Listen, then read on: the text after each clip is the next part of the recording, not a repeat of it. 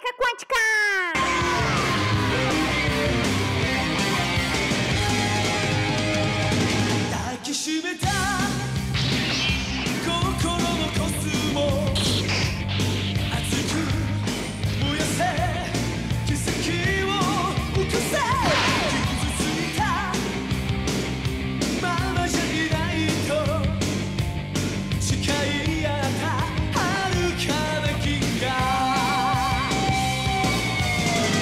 Quantum Mechanics.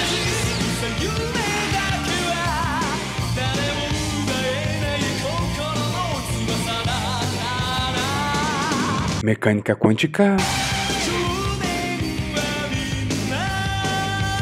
Mecânica quântica. Mecânica quântica. Mecânica quântica.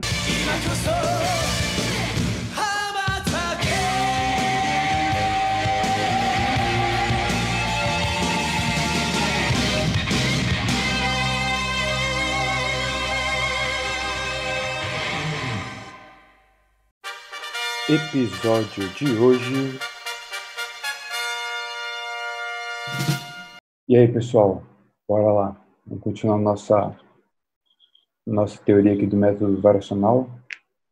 A segunda parte, a segunda de 3, na nossa terceira aula, no terceiro vídeo dessa segunda semana. Então, vamos resolver um problema. Esse vídeo vai ser curtinho, vou fazer um problema concreto. Dá uma ajeitada. A fonte são vozes na minha cabeça, porque é um problema que lembro se eu estudei isso em algum lugar, se eu inventei. Mas é um problema muito óbvio, né? Então não dá nem para dar muito crédito para mim. Mas bora. Então a gente vai fazer o quê? Do oscilador, vamos tratar pegar aqui o nosso formalismo e vamos resolver o mesmo problema. Um problema que a gente já resolveu na primeira semana, quando a gente falou do teoria de perturbação em primeira ordem. Então a gente está fazendo uma comparação, que é esse oscilador anarmônico simétrico. Eu vou botar um termo x à quarta, um oscilador mais x à quarta. Então já, nosso velho conhecido, já escrevi aqui no esquema 1, ficou bonitinho, você sempre pode fazer isso, né? Aqui, tirei esse cara na frente, x quadrado, ele está escrito melhor. Com h quartado ômega, aqui x sobre x0 quadrado, mais lambda x sobre x0 à quarta. Vamos escrever assim também. Tudo bem.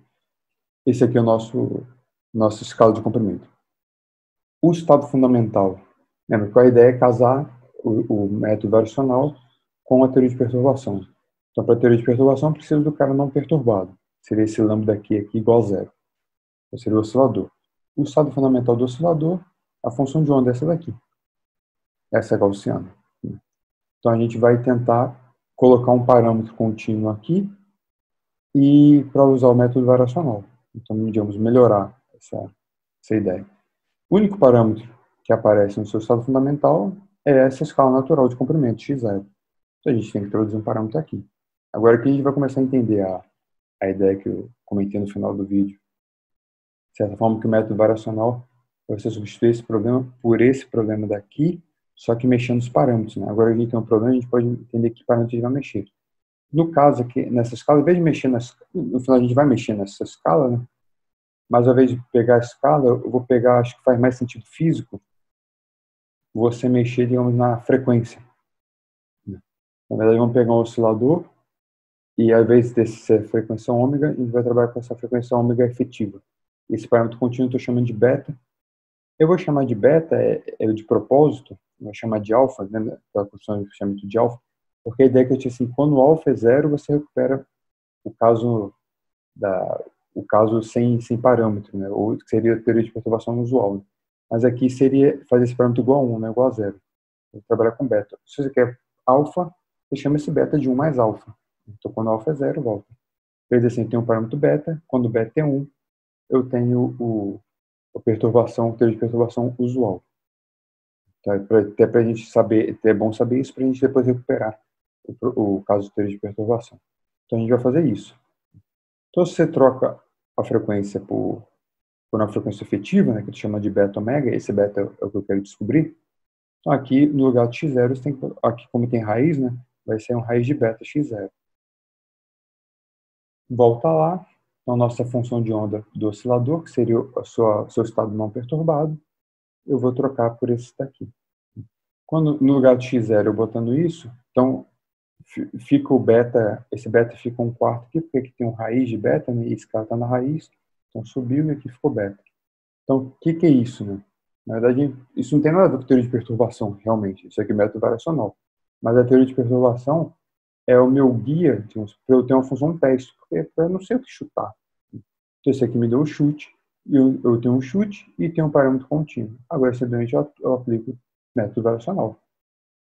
Então, o método variacional consiste em calcular esse valor médio.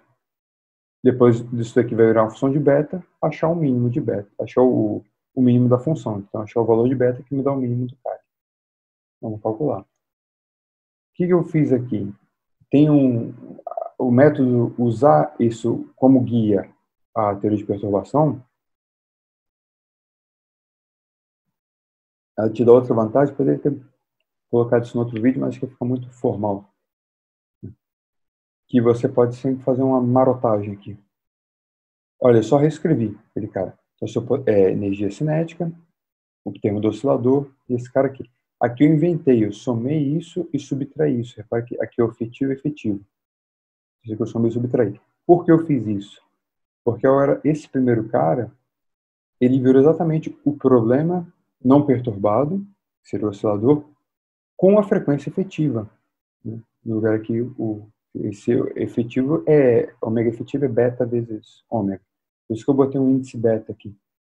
Qual a questão disso? É porque esse estado que eu chamei de beta, né, aqui, esse cat beta, ele é o autoestado de um oscilador, é o estado fundamental de um oscilador com frequência efetiva. Então, esse cara daqui é o estado fundamental desse hamiltoniano. Ele é um autoestado desse hamiltoniano e me dá o estado fundamental. O estado fundamental aqui é H cortado ômega dele, que é o ômega efetivo, dividido por 2. É o estado fundamental do oscilador. Então, a vantagem que eu somei e subtraí isso é porque quando eu atuo tudo isso aqui nesse beta, ele me dá esse número. Então, pelo menos eu já resolvo essa parte da energia cinética. Então, você pode ajeitar a energia cinética assim. Você soma e subtrai o seu potencial não perturbado, né, com parâmetro efetivo. Aqui já vai dar direto. E o preço a pagar, que agora vai ter esse cara aqui dentro, né, no resto. Mas então esse daqui eu já resolvi, não fez conta nenhuma, e agora a conta que tem para fazer é isso, né, a parte da interação. X ao quadrado com esse número, x à quarta com esse número aqui. Para esse estado, para essa função teste beta. Então, só reescrevi a mesma coisa, só botei os números aqui fora. Então, resolvi por pedaços. Né? A gente tem que calcular esse valor médio e esse valor médio. Começar com x ao quadrado. Então, o que é isso? Esse braquete, aqui eu só botei, aqui esse daqui é o termo de normalização, né? Lembra que tinha um beta elevado a 1 sobre 4 e raiz disso daqui tudo. Desse psi beta e psi beta. Aí que vai ficar o psi beta ao quadrado.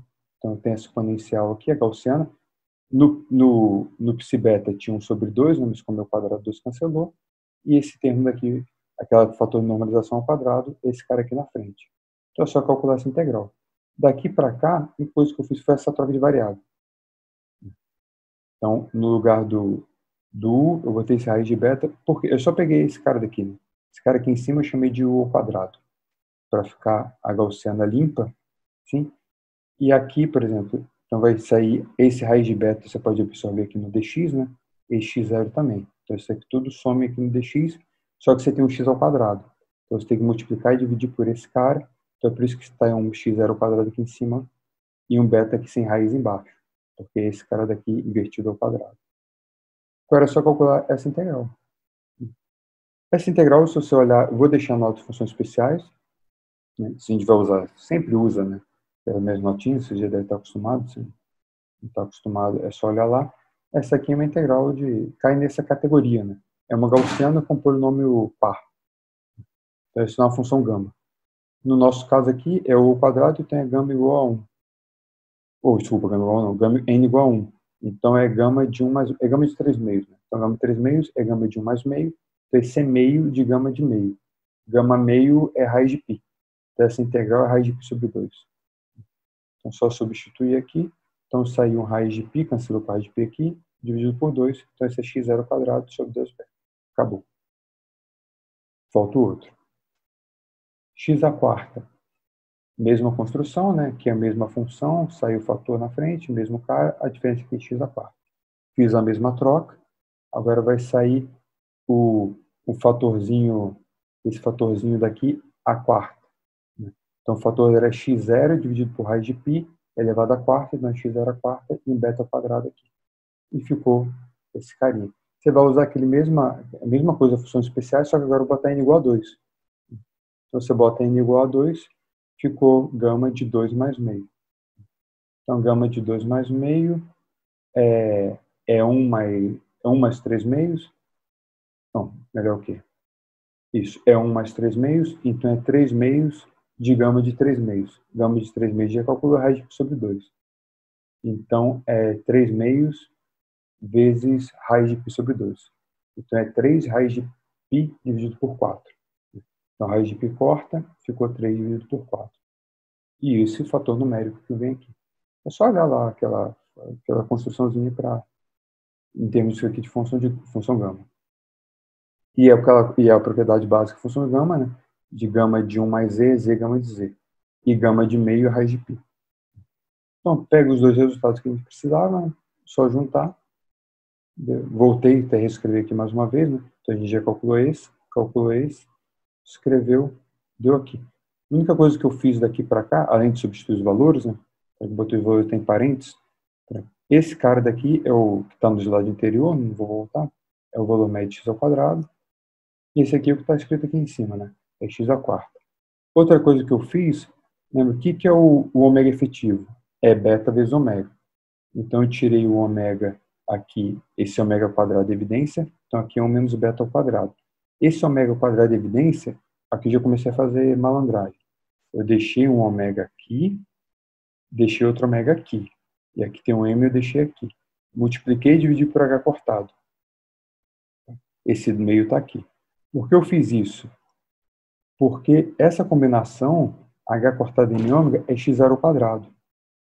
Então esse cara daqui é 1 sobre x0 ao quadrado e aqui tem um x0 ao quadrado. Então aqui isso cancela. O outro termo eu fiz a mesma coisa. Aqui tem m, ômega ao quadrado, pipipi. Olha, eu multipliquei e dividi por h cortado, tirei um ômega, então ficou h cortado ômega. Aqui ficou m ômega dividido por h cortado. Então aqui divide por x0 ao quadrado, mas aqui também já tem um x0 ao quadrado. Então ficou dividindo por x0 à quarta. Cancela tudo aqui. Então todos esses x0 tem que cancelar porque esse cara tem que ter dimensão de energia e h cortado ômega tem dimensão de energia. Então o que sobra tem que ser número. Então agora repare que ficou h cortado ômega multiplicando todo mundo e o resto é número. Tirei h cortado ômega multiplicando, até tiro o fator 2 aqui, acho que ficou melhor. E deu tudo aqui dentro. Só esse aqui, só os termos, só reescrevi o termo para ficar mais fácil, para você passar de um slide para o outro, quando você for copiar alguma coisa. Então deu isso, nem simplifiquei, né? Vou simplificar agora. Eu pensei em dois termos que tem beta. Então é beta menos meio de beta, então é beta sobre 2.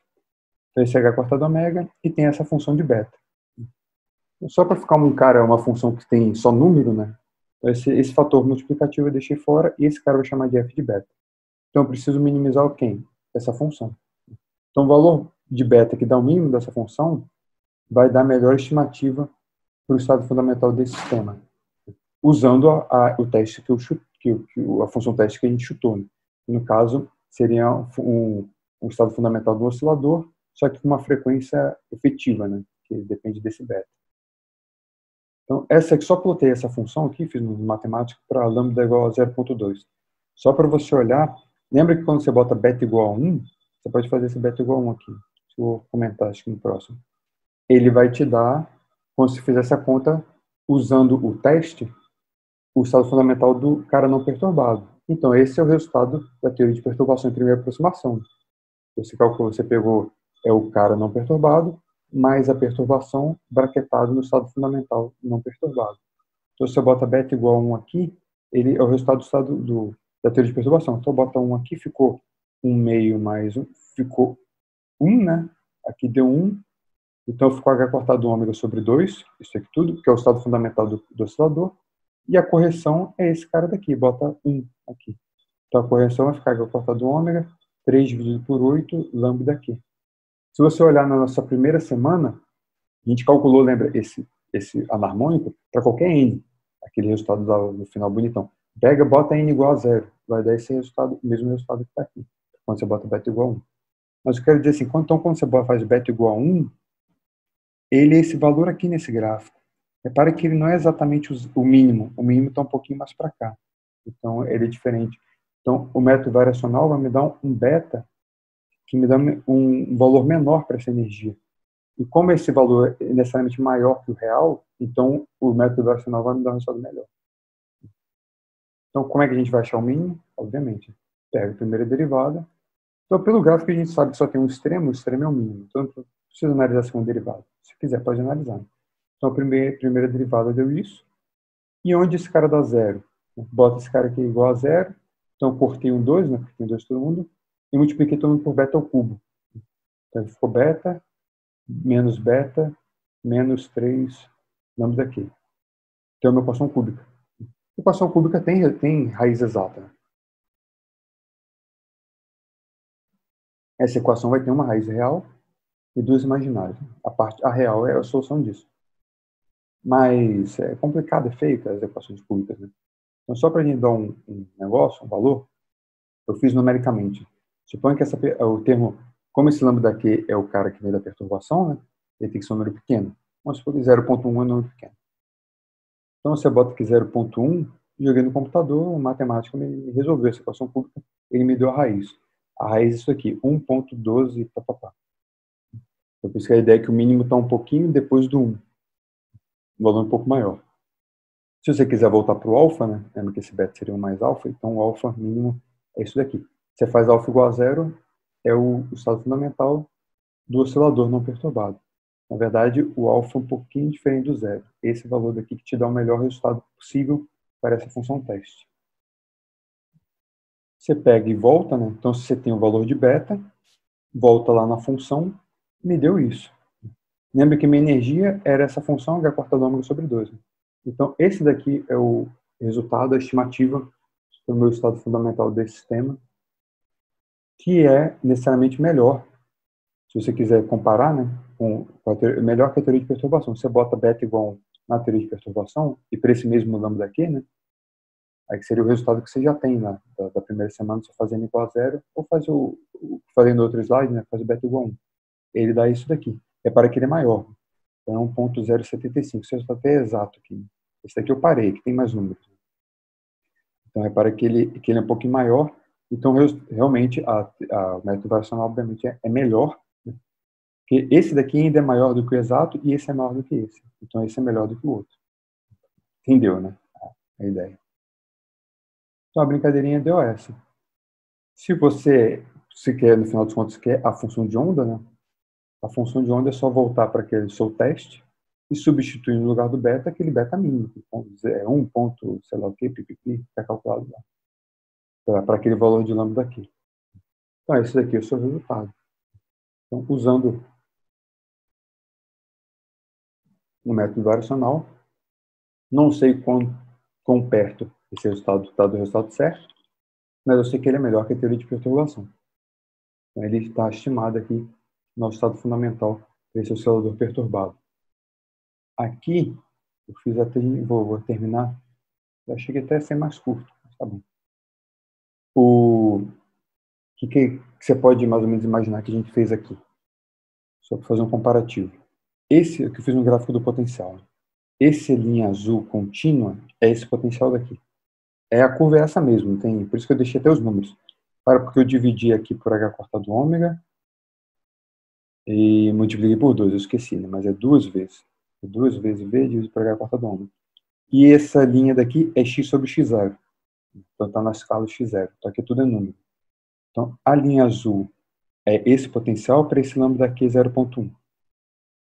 A linha pontilhada, meio pontilhada aqui, meio esverdeado, é só o oscilador, sem o lambda aqui, sem o termo quártico.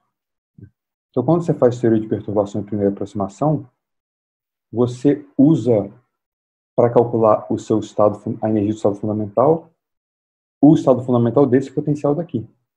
É isso que a gente faz lá. Né? Porque a perturbação você pega aquele cara e braqueta no N do cara zero, não perturbado.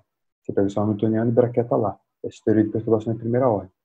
O que a gente fez aqui, na verdade, quando a gente encontrou esse beta, se você volta e plota um oscilador de novo, só que com essa frequência efetiva, ou seja, usando esse beta, deu essa linha meio amarela aqui, tracejado.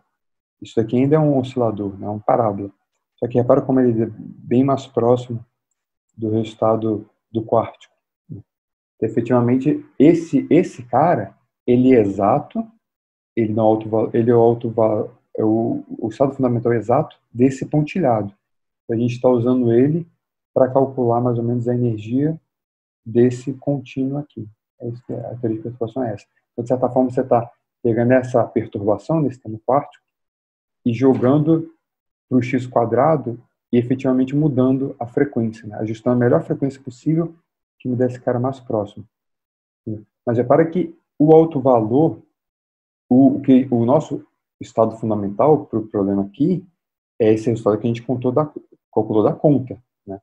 Não é o alto valor, porque esse cara daqui ele é exato para esse potencial daqui.